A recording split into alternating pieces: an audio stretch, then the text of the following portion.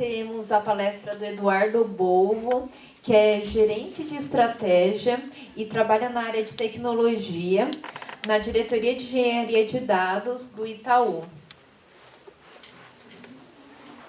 Obrigado, Aline. Boa noite, pessoal. Boa noite. Primeiro, agradecer aqui o convite, né, de participar da CEMAP, Educarias aí, Aline. A missão aqui que o Edu deu para a gente do Itaú era como que a gente mostra oportunidades de trabalho para quem cursa matemática aplicada, estatística, física, né, cursos de exatas.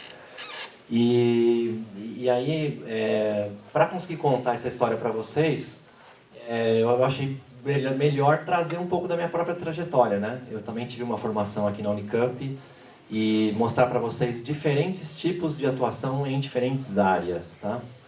Então, vamos lá.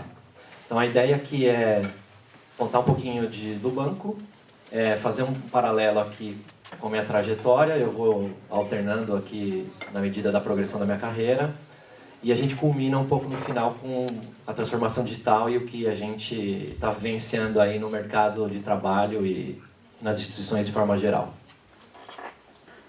Então, falando um pouco do Itaú Unibanco, né? O Itaú aqui é o maior banco privado do país, sob várias métricas. É também o maior banco da América Latina, né? E sem contar da marca também, que é uma das mais valorizadas. Estamos em 19 países, contando com o Brasil. Aqui uma medida, só para a gente ter uma ideia de abrangência, são 48.476 caixas eletrônicos, 4.940 agências digitais, que essa é a grande novidade aqui, né, de transformação. E estamos hoje em 100 mil colaboradores, aproximadamente. A nossa visão do banco é ser líder em performance sustentável e satisfação dos clientes. Mas uma coisa que me chama muita atenção e de trabalhar no Itaú é o propósito. O propósito do banco é estimular o poder de transformação das pessoas. E o que eu vou trazer para vocês um pouco aqui é o foco em pessoas, né? Como que a gente está passando pela transformação digital e como cada um aqui pode contribuir no futuro para isso e as oportunidades que a gente tem no banco. O nosso jeito é que, sendo uma instituição centrada em pessoas e com foco no cliente, é muito importante para a gente os valores de trabalho que a gente tem, né? Não simplesmente a entrega, o resultado, mas também o nosso jeito, que só é bom para a gente se for bom para o cliente. Esse é um valor que a gente pratica no dia a dia, né? Fanáticos por performance. Gente é tudo para a gente. O melhor argumento é o que vale. Simples sempre. Ética é inegociável. E pensamos e agimos como donos. Então, muito mais do que os princípios que norteiam a cultura de valores do banco, eu vou mostrar mais para frente que todo o nosso processo de avaliação, por exemplo, olha esses valores de como cada colaborador age diante de cada um nessa situação. Essa estrutura macro do banco, né? Então, a gente tem aqui o Cândido Bracher, que atualmente é o CEO do banco. Está dividido basicamente em duas estruturas de negócio, que é atacado e varejo. Quando eu vou falar para vocês de oportunidades de trabalho, eu estou querendo dizer em todas essas áreas aqui que a gente está vendo. Não restringindo formação, quer dizer, matemáticos, cientistas, têm oportunidade de trabalhar em cada uma dessas aqui. Temos aqui no atacado várias áreas, varejo, esses são nossos executivos que estão encabeçando essas áreas. Tecnologia e operações é a área que eu estou atualmente, a vice-presidência. Riscos e finanças, jurídico. Uma coisa que é bacana e que eu trago aqui para vocês é que o banco estimula muito que você faça job rotations dentro. E para áreas bem distintas, né? Então, eu como matemático já passei pelo atacado, já passei pelo varejo, já passei por riscos e finanças e agora estou em tecnologia. Aliás, eu comecei na área de tecnologia dia 1º de julho. Eu digo que é o Eduardo 4.0, que eu estou aprendendo agora uma nova profissão da timeline que eu vou mostrar para vocês. Esse é um timeline. Eu achei que a melhor forma de tentar mostrar para vocês como vocês podem ter oportunidades para trabalhar no banco, é mostrar um pouco do que eu vivenciei, né? Então, se a gente volta aqui, lá em 96, quando foi que eu entrei no cursão, né? Prestei física, aliás, né? Física super bacana, até eu ler a história de matemáticos num apêndice de um livro de cálculo 1 do Simmons e falei, putz, é matemática, né? Então, assim, eu acho que isso do cursão já é muito bacana. A gente ter a oportunidade de poder ter um pouco mais de maturidade para escolher qual caminho seguir, né? E eu escolhi bacharelado. Eu não fiz a aplicada ainda não. Eu acho que tive que amadurecer mais para fazer a aplicada. Brincadeira. Então, assim, aqui, 96, 97 eu fiz a opção por matemática, bacharelado. E eu fiz iniciação científica, não fiz estágio. Então, naquela época, não era tão valorizado no mercado. E acho que vocês, hoje em dia, sintam-se abençoados que a gente não está mais tão preocupado se só fez estágio, se fez iniciação científica, né? É o potencial, é como chegar lá. E eu estudei o teorema dos números primos, como o professor Plínio, que está aqui na plateia, que foi meu orientador. Então, eu estudei um teorema de teoria de números, né? E como que isso me ajudou na minha carreira, né? Obviamente, técnicas, acho que ter estudado teoria de números durante a graduação foi uma questão de indignação construtiva, indagação, pesquisa, né? De várias técnicas diferentes para resolver problemas, né? Que são tão fáceis de enunciar, né? E o raciocínio lógico que fica, acho que isso é fundamental. Eu carrego as técnicas, mas carrego o raciocínio lógico. E a minha apresentação está permeada aqui da questão do raciocínio lógico. Vou falar de algumas coisas técnicas, mas bem mais do raciocínio lógico. Em 99 eu concluí meu bacharelado. Eu até cheguei a iniciar o mestrado, mas acabei largando o mestrado para ingressar no programa de trainee do Itaú. Mas, Eduardo, eu estou aqui na graduação da Unicamp. Que oportunidades que eu tenho no Itaú nesse momento? Então, a gente tem 2 programas de estágio aqui que eu compartilho com vocês. Você tem a possibilidade do estágio de férias, que é quem estiver cursando a partir do primeiro ano de graduação com disponibilidade para estagiar em São Paulo durante 6 horas por dia. Essas vagas geralmente são abertas em março e novembro, durante as férias de faculdade. Eu tive a oportunidade de ter um estagiário de férias numa das minhas equipes, né? Hoje sou gestor. E foi muito legal, muito rico, porque para o estagiário ele tem a possibilidade de entrar em contato com o mundo corporativo num grande projeto. Ele vai lá para entregar valor. Acho que isso é importante deixar claro.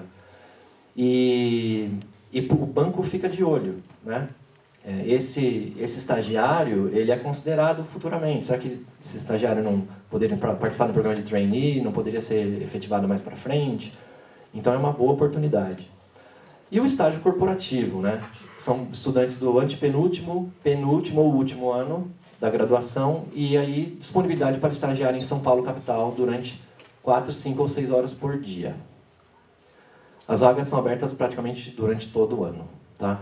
E o que é legal do estágio é que a concepção do estágio é investir na pessoa que está lá, né? Não é botar o estagiário para fazer tarefas maçantes, né? E sim como que forma, tem uma grade enorme de treinamentos, muito investimento, porque espera-se que aquele estagiário seja uma força de transformação da instituição. Então, tem muito investimento associado, né, na formação. Voltar um pouquinho para o timeline, estava comentando que eu comecei o mestrado, mas tive a oportunidade de começar como trainee no Itaú. Então, isso foi em 2001. Eu entrei no programa numa área de risco de mercado, das mesas internacionais. Então, basicamente, você entra no programa de trainee com uma progressão mais acelerada. Eu entrei já como analista pleno. Geralmente, a sequência comum é começar como analista júnior ou estagiou e sobe. Então, é exigido bastante, mas também tem um outro nível de investimento. E gostei muito, foram 2 anos que eu fiquei lá. Eu entrei numa área de risco de mercado, então a gente controlava a exposição do banco em determinadas carteiras em bonds. né? Então, o que são bonds? São aqueles títulos de dívida, sejam de governos ou de empresas que são negociados no mercado global. E como esses preços têm volatilidade, né, e tem correlação entre esses títulos, então já com uma estatística básica ali, a gente conseguia determinar quanto que estava em risco naquela carteira naquele momento. E mais legal também é que o contato com o negócio, né? Muito mais do que fazer um modelo, né? É você ir lá na mesa de trading, falar com o responsável pela mesa e falar, olha, você está com uma exposição aqui além do que a gente contratou. Como é que você vai voltar, vai regularizar, né? Então também teve uma exposição executiva bacana nesse estágio nesse programa de trainee. Além disso, a gente tinha contato também com o Banco Itaú Europa. O Itaú tinha 2 unidades que ele operavam, o Itaú Europa e uma New York Branch. New York Branch estava operando moedas na época, e nós estamos falando de 2001, né? Faz tempo pra caramba. E é isso que eu vou fazer um paralelo também. Na medida que a gente avança nas tecnologias, sistemas, o pessoal de negócios também consegue ser mais criativo ainda e dar mais desafios para quem está em negócio, né? Muita coisa da vanguarda acontece nas áreas de negócio, não só nas áreas de tecnologia. E aqui a gente estava modelando o resultado desse trading de moedas e em spot, né, no mercado à vista, e também o resultado disso, como é que isso aplicava para o banco. E foi muito bacana. Aí senti um call importante para fazer o mestrado, né? Eu sempre tive o desejo de fazer o mestrado e fiz uma manobra diferente aqui. Eu voltei, só um pouquinho aqui, voltei para o mestrado na Unicamp. E aí vim fazer o mestrado em matemática aplicada, de novo orientado pelo Plínio, né? Para mim foi um movimento que fez muito sentido na época. Para mim foi um investimento, né? Eu falo para vocês que eu colhi muitos dos profissionais que passaram, com quais eu convivi, eu trabalhei, eles fizeram pós-graduação, né, FGV, ou alguns cursos tradicionais, né? O mestrado tinha um peso muito forte, sempre teve, né? Então, para mim, foi um investimento. Saí aqui do analista pleno, vivi de bolsa um tempinho, mas entendo que foi um bom investimento. Só para não fazer suspense aqui, a boa notícia é que, para o processo de trainee do Itaú, as inscrições estão abertas. Então, tem esse site aqui, ó, buscandosertrainee.com.br, que é um site aqui para o programa do Itaú. E as inscrições começaram em 19 de julho e vão até 26 de agosto. E qual que é a elegibilidade aqui exigida para participar do programa, né? Além do processo seletivo? Quem tem graduação ocorrida de dezembro 17 ou ocorrer em dezembro 20, em cursos de bacharelado.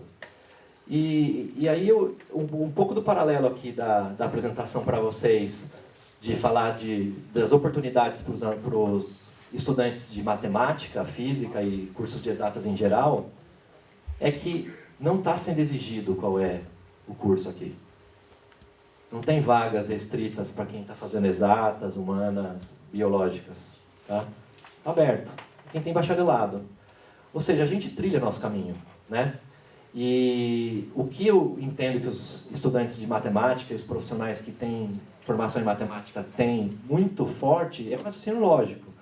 É a capacidade de utilizar modelos e transformá-los na nossa realidade concreta, né? Então essa foi uma grande mudança do processo de trainee do Itaú. Não exigir mais um curso específico, né?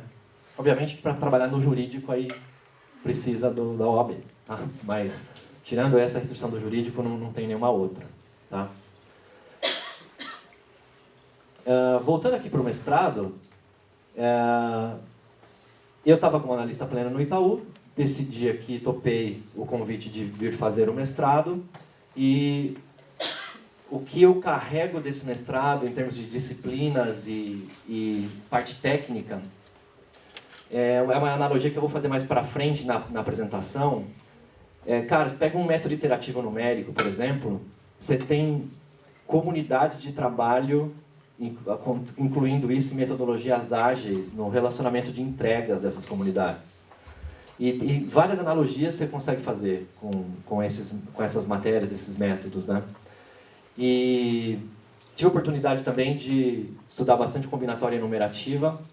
A minha tese aqui foi em combinatória, foi teorema de enumeração de Poyer, que é um teorema para avaliar padrões distintos, módulo grupo de permutações, tá? E, cara, o que você aplicou dessa tese de mestrado na sua carreira aqui? Diretamente, eu não apliquei a tese de mestrado. Mas várias situações que eu me deparei na minha carreira, aquele conhecimento, aquela forma de raciocínio, você vê várias situações, grupos de trabalho que estão em dúvidas entre vários cenários e você conseguir extrair quais cenários são parecidos, idênticos, ou que vão trazer o mesmo valor, ou ter esforços parecidos, isso ajuda muito.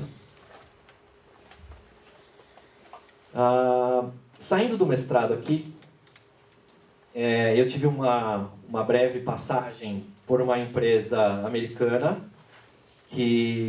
do setor elétrico e entrei numa área de tesouraria. Aí você fala, cara, você foi risco de mercado, foi trainee, aí mestrado, voltou. A gente trilha a nossa carreira, a gente escolhe nosso caminho, né? E aqui na tesouraria, eu entrei como analista sênior. E isso é uma coisa interessante, porque eu saí como analista pleno aqui. E eu encarei o meu mestrado como parte do meu desenvolvimento profissional. E isso é uma coisa que vocês têm que carregar, né? O que aquilo tem de valor para você no seu contexto de carreira. Ouvi um monte de não aqui. Olha, você saiu do mercado, você voltou, o que aconteceu, tal. Não, eu tive um período de formação, foi um investimento meu importante profissional aqui. E eu retornei para o mercado como sênior, né? Então, a gente tem que encarar essas investidas acadêmicas, cada vez mais hoje em dia, como formadoras do nosso valor corporativo também. Eu vou mostrar isso mais para frente. Bom, rapidamente, em tesouraria, trabalhei com fluxo de caixa, investimentos, derivativos, automações e algoritmos. Exemplo de uma aplicação legal que a gente fez aqui. Essa empresa tinha um fluxo de caixa bem difícil de modelar e ela tinha também muitos investimentos em curto prazo, em cash, quer dizer, dinheiro que rende menos, mais uma grande soma de colchões nisso. E a gente teve a ideia e falou, cara, se a gente conseguisse fazer um algoritmo que ele distribuísse o mínimo possível nesse colchão de liquidez e alocasse em outros investimentos de maior rendimento em prazo maior. E a gente fez esse algoritmo em VBA. A gente bolou lá, estava toda em Excel, um pouco também da transformação digital, né? Nós estamos falando aqui de 2008, né? A gente sabe que pode usar o Python hoje, não precisa usar mais o Excel e VBA. Mas a gente fez o algoritmo em Excel, quer dizer, extraiu o valor ali, Excel e VBA. Toda a tesouraria a gente conectou no terminal da Bloomberg. Dava 7 da manhã, começava a baixar todas as séries da BMF, interpolá-las já. Para quem não conhece as séries de futuros da BMF, a gente utiliza para saber, para estimar quanto que vai render um investimento baseado em renda fixa para frente. E tem alguns vértices que são negociados no mercado, não são todos, né? Vértices é prazo. E a gente precisava de prazos intermediários. Aí a gente ia interpolar com spline cúbica. Tinha todos esses algoritmos já lá prontinhos, dava às 7 da manhã, interpolava todos os vértices, e o analista que chegava da tesouraria, que não sabia programar, não era matemático, enfim, ele já tinha lá como, ele fazia um cálculo numa fórmula e sabia quanto que ia render aquele investimento daqui a 3 anos, pelas curvas mais atuais de mercado. Então, exemplo de novo, não estou falando aqui dos melhores algoritmos de interpolação disponíveis do mercado. Estou falando de você extrair valor dos algoritmos e já aplicar, né? E resolve um problema, uma dor de alguém que está trabalhando todo dia ali e tem que fazer o cálculo na mão. Aqui ainda, fiz um movimento lateral que foi bastante legal. Passei por relações com investidores, onde eu tive aqui alguns primórdios de análise de balanço, resultado. E eu queria citar aqui um outro exemplo de entrega lógica e que tem muito valor e que não exige grandes técnicas, mas exige que a pessoa pense de uma forma lógica e negocie, né? A gente conseguiu antecipar em um dia o resultado dessa companhia, era uma companhia aberta. Em um dia é bastante para companhias abertas, é muito, tá? São muitas áreas envolvidas para fazer uma publicação do balanço. Contabilidade, tesouraria, finanças, as áreas operacionais, marketing, toda a empresa. E como é que a gente conseguiu isso? A gente percebeu um processo que ele era repetitivo, que ele era reconstruído na área de relações com investidores. Algumas regras de negócio eram aplicadas por humanos, que não identificavam que eles estavam aplicando essas regras de negócio de forma recorrente, para eles era um trabalho normal. E a gente formalizou essas regras e combinou templates com a contabilidade para já vir informação por essas regras. É uma entrega que não tem nenhuma super engenharia aí, mas tem uma formalização. Pessoas que identificam processos e formalizam regras para entregar valor. E a gente conseguiu, em um dia, e tirou dores de várias áreas. Da contabilidade, toda hora fala, cara, toda hora você está montando um negócio de novo, e aí, o que está acontecendo? Eu vou explicar para você pela terceira vez. Tirou dores de RI, que vinha o negócio, já sabia onde identificar análise de resultado, né? Então eu parei aqui, mesmo não sendo no Itaú essa experiência, para vocês entenderem de oportunidades de mercado com o valor da lógica, tá? Aqui, de novo, retornei para o Itaú. Então, agora de 2010 a 2019, estou trabalhando no Itaú. Estou há 9 anos quase lá. Voltei como coordenador para o Itaú, fiz um movimento diagonal. E aqui começou a minha carreira em gestão de pessoas. E o que eu vou comentar aqui com vocês, né, nesses 2 anos aqui de alguns processos, eu vou depois dar um enfoque de 2015 a 2019, que é onde tem operações e a parte de tecnologia, tá? Então aqui, eu fui promovido a gerente em 2012, e aqui eu vou dar alguns exemplos para vocês e eu vou entrar em alguns slides institucionais para falar como que o Itaú está se transformando e quais são as oportunidades que a gente tem para raciocínio lógico e trabalhos em equipe em geral, né? De 2015 a 2018, eu trabalhei numa área de operações. Operações é aquela área da empresa que faz acontecer os processos, né? Então, os comerciais vendem, você tem áreas por trás disso, back-offices, etc., que estão viabilizando para que aquilo aconteça. E operações em finanças estão viabilizando para que tenha a construção do balanço, dos indicadores de finanças do banco, tá? E aqui tem algumas entregas de modelagem de processos esteiras, que eu vou dar exemplo, gestão por indicadores, gestão de riscos.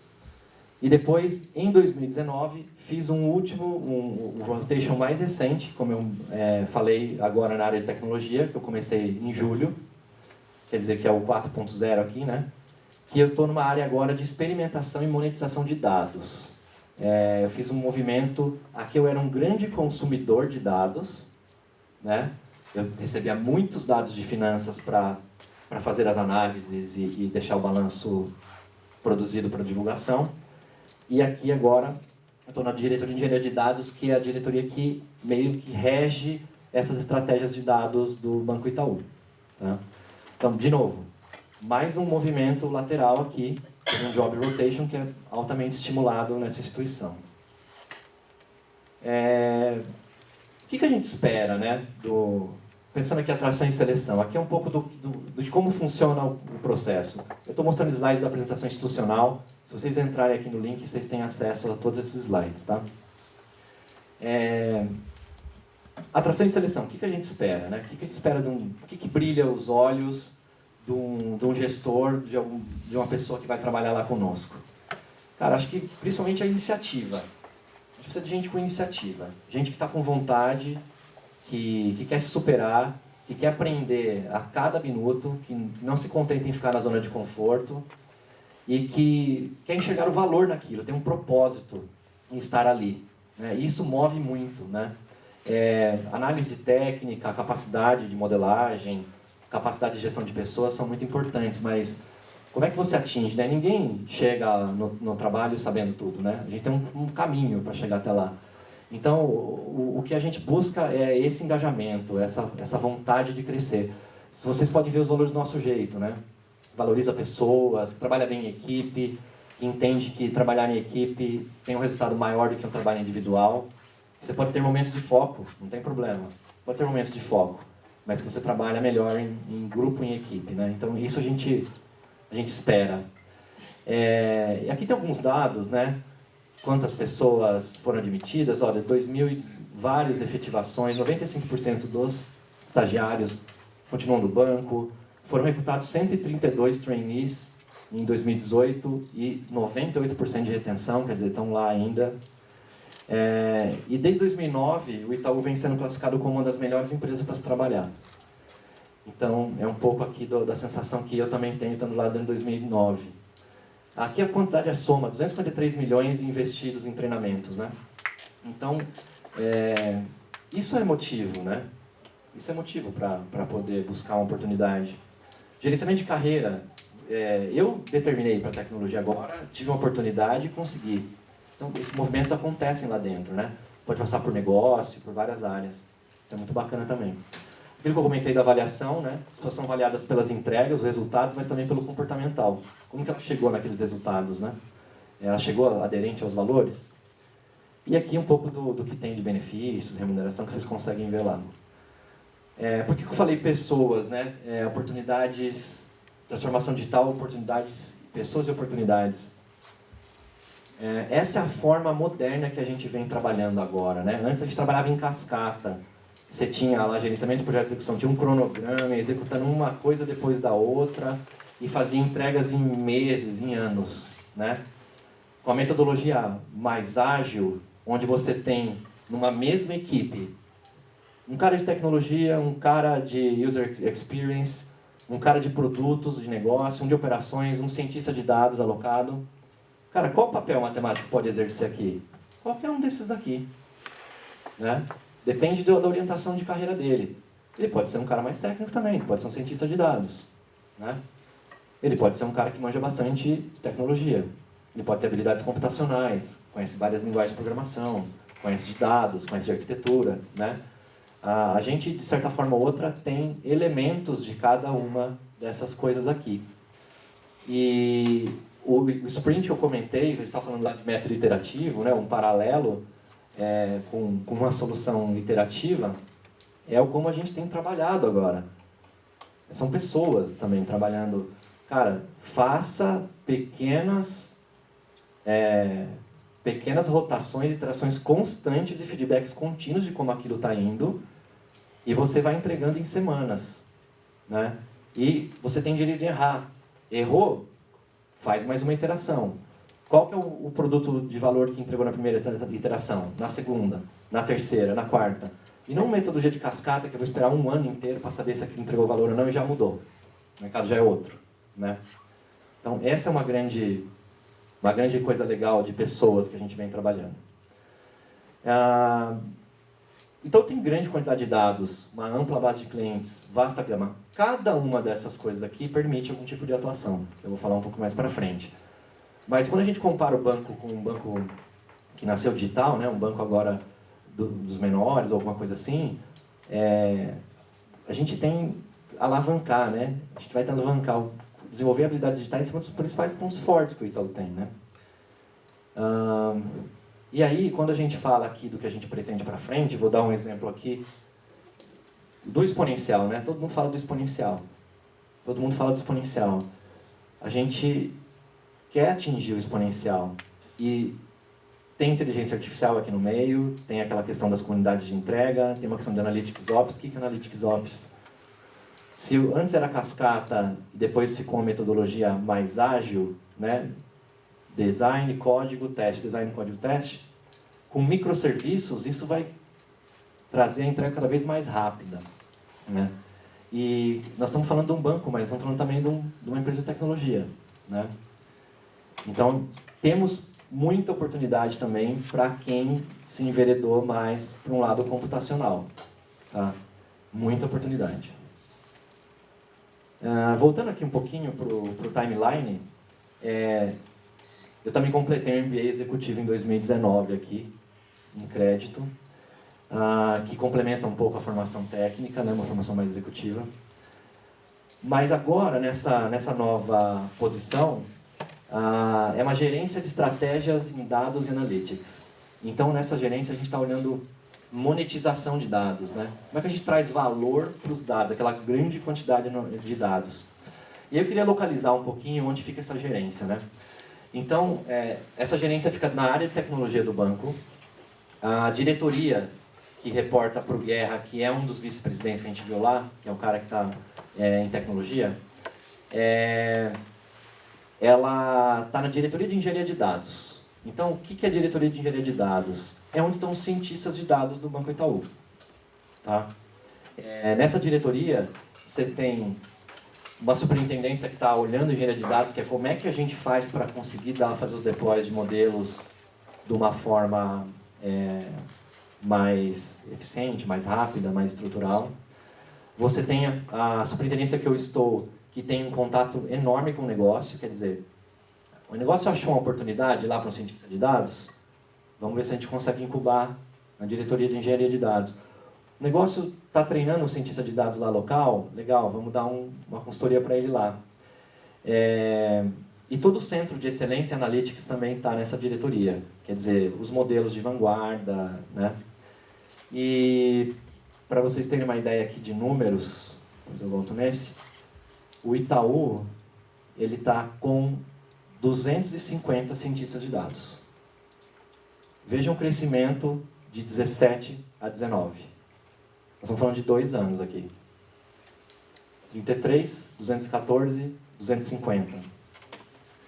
Aí eu pergunto para vocês, será que tem espaço para matemáticos trabalharem no Itaú? Mesmo para quem deseja uma carreira mais técnica, os números falam por si só. Né? São várias pessoas com skills de modelagem aqui, skills de estatística, skills de estar olhando artigos e vendo quais são os melhores modelos para tentar fazer deploy. Então, acho que essa é uma mensagem bem clara aqui, né? Se a gente olha também parcerias, a gente tem uma parceria com a Stanford University para fazer análise de áudios, tá? Algoritmos em áudios. Tem uma parceria com a MIT de Data Science também, onde tem acesso a conteúdos da MIT, palestrantes, entre outras coisas. E tem aqui, montou um centro na USP de ciência de dados, que é o C2D. Então, tem alguns estudantes lá que têm programas de pesquisa, de mestrado, etc., que estão associados à ciência de dados. Tá? São carreiras mais acadêmicas junto com negócio. Né? Eu acho que o grande aprendizado que eu queria falar para vocês aqui é que você não tem mais uma distinção tão grande entre o que é acadêmico e o que é corporativo. Assim. Você consegue extrair valor das duas coisas. Tem um superintendente lá, o Eduardo Rústica, ele é um cientista de dados do Banco Itaú, é um superintendente, ele é cientista de dados. É um cara que tem gestão aqui dessa galera toda. Então tem muitos artigos publicados, enfim. E isso eu estou falando, aqui é o teaser, né? Como que a gente se identifica diretamente aqui de uma forma direta com uma atuação aqui na empresa. Mas cada área de negócio do banco tem possibilidade para essas modelagens, essa entrega de valor com raciocínio lógico, tá? E eu trouxe um pouco daquele meu timeline para mostrar para vocês esse tipo de trajetória. Outra coisa que eu queria falar aqui de valor, que eu acho que é muito legal,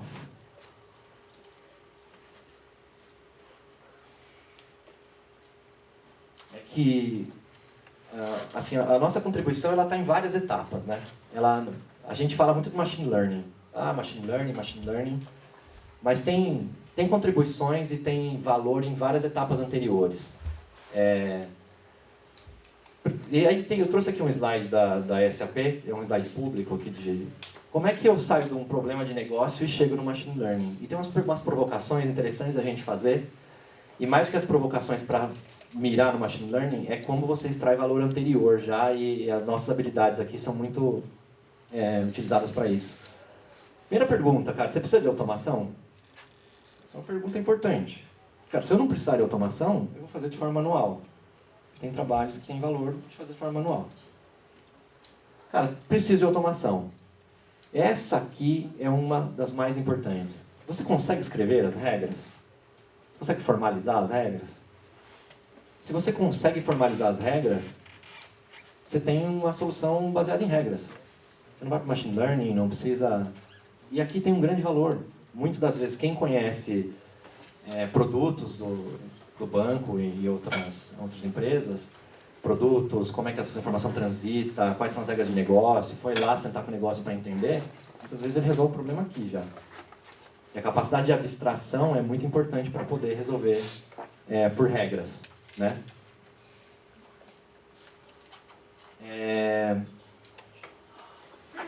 Se não consigo escrever as regras, não sei quais são as regras.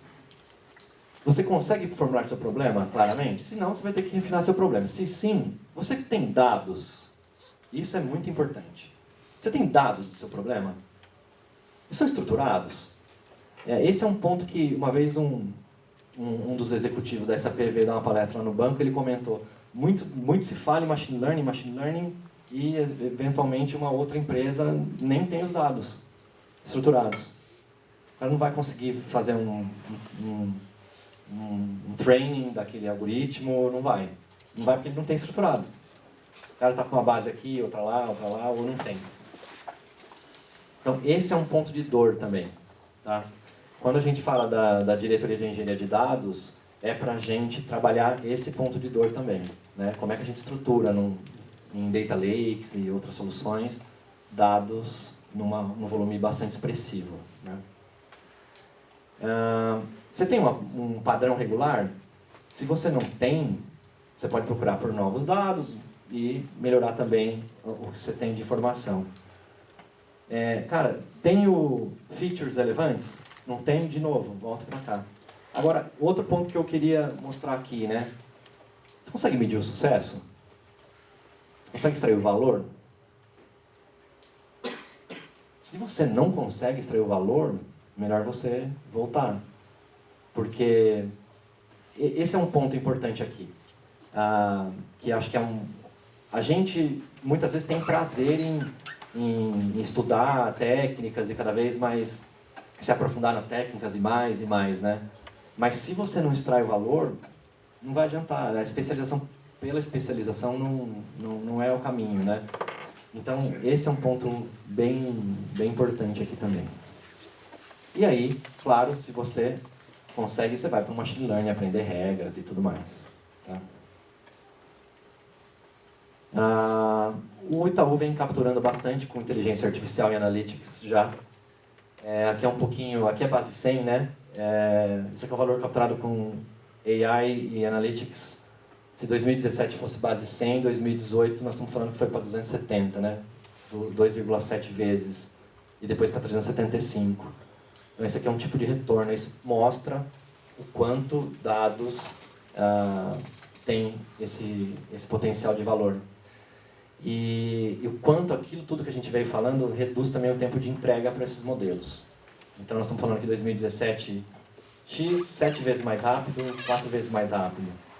E aqui um exemplo que é conhecido, é um assistente virtual aqui de atendimento do Itaú, que é um algoritmo de inteligência artificial que é treinado toda semana. Tem outras iniciativas desse tipo.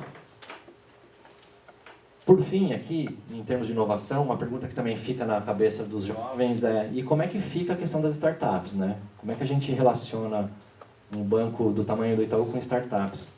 O Itaú tem uma iniciativa que é o Cubo, talvez vocês já tenham ouvido falar, que é uma incubadora, né? Além disso, é um dos maiores hubs de empreendedorismo tecnológico na América Latina.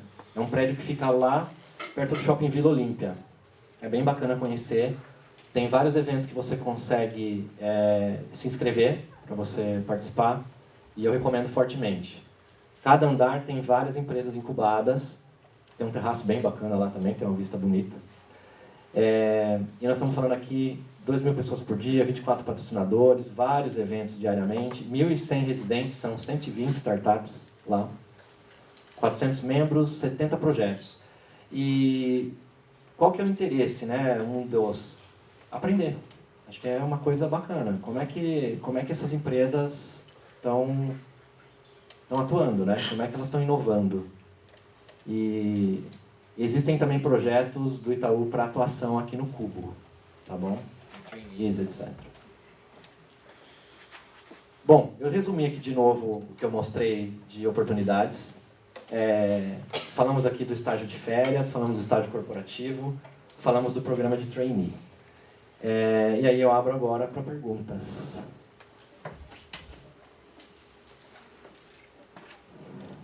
Dúvidas? Alguém teria alguma pergunta?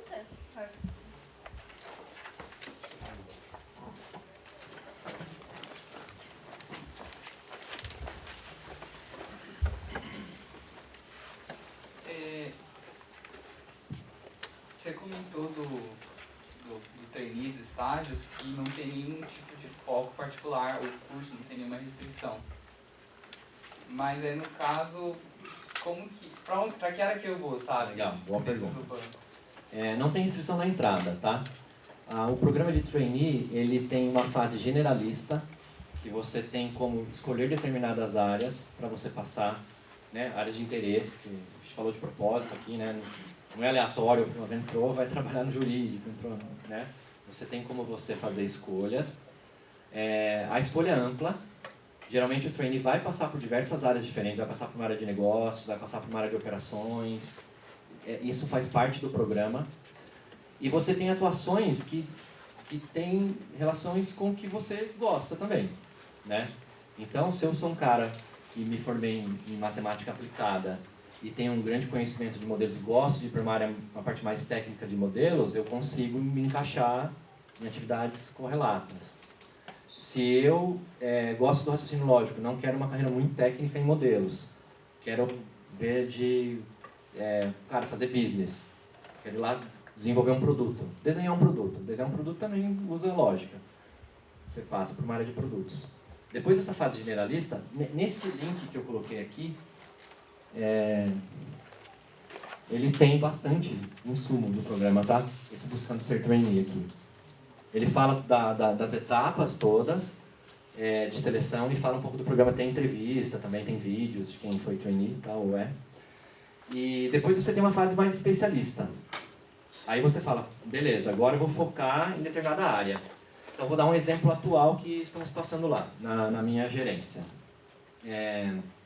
A gente tem uma vaga de trainee, então tem vários trainees que já passaram pela fase generalista, e a gente fez um evento onde foram reunidos vários gestores, eles clusterizaram os trainees. Por exemplo, esse é um cluster de gente que atua em Analytics ou já atua em ciência de dados. Esse é outro cluster de gestão de projetos, esse é outro de operações. A gente fez uma dinâmica todo mundo junto, e cada gestor apresentou sua área e cada trainee se auto-apresentou. Tanto que ele já fez lá dentro, como os interesses onde ele quer ir. E aí a gente tenta fazer um match.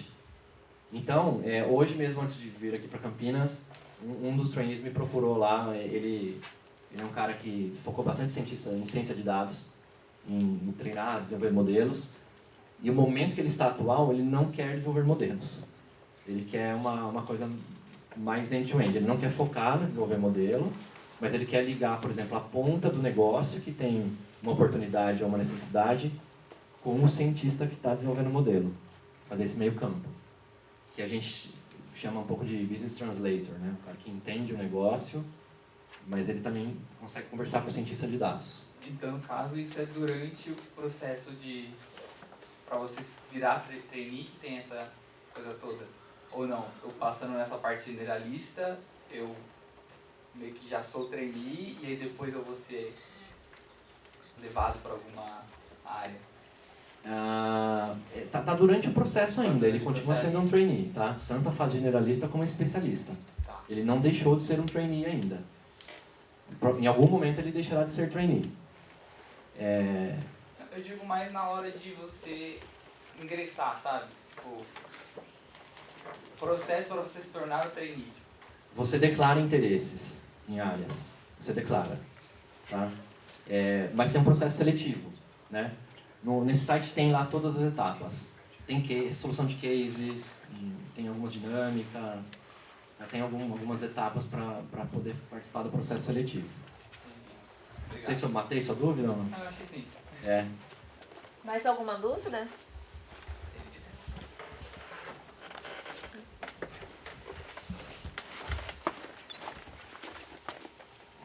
Opa, tudo bem? A minha dúvida, ela é com relação a tanto o estágio corporativo quanto o trainee. Se eu tiver, por exemplo, um dia da semana, sei lá, terça-feira, que eu preciso estar aqui em Campinas para fazer várias matérias assim, para tentar me formar, né, no meio do ano que vem, por exemplo. Tem alguma opção, alguma dessas opções, no caso estágio corporativo ou trainee, que eu poderia fazer isso? Eu vou para São Paulo durante 4 dias da semana e um deles eu fico aqui para terminar a graduação. Existe alguma opção assim? Tá, vamos lá. A mais óbvia aqui é o estágio de férias, né? Você vai fazer o estágio durante as férias. Aí você vai ter todo o tempo lá, vamos dizer por um mês. Algumas semanas faz focado e volta, tá?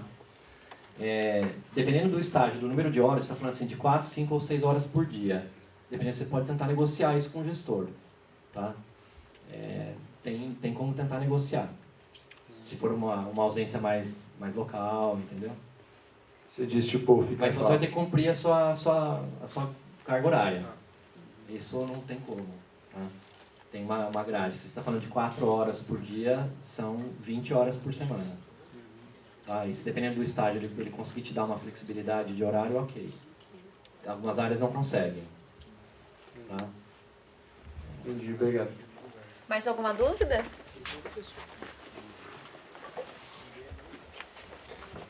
Mais alguém? Então, vamos agradecer o Eduardo.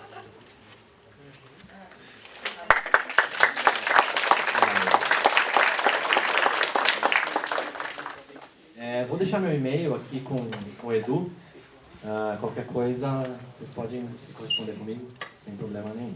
Tá bom? Se tiver alguma dúvida, eu não sou da área de atração e seleção, mas se tiver dúvidas eu conseguir, eu posso direcionar. Tá bom? Obrigado, viu, pessoal? Boa noite.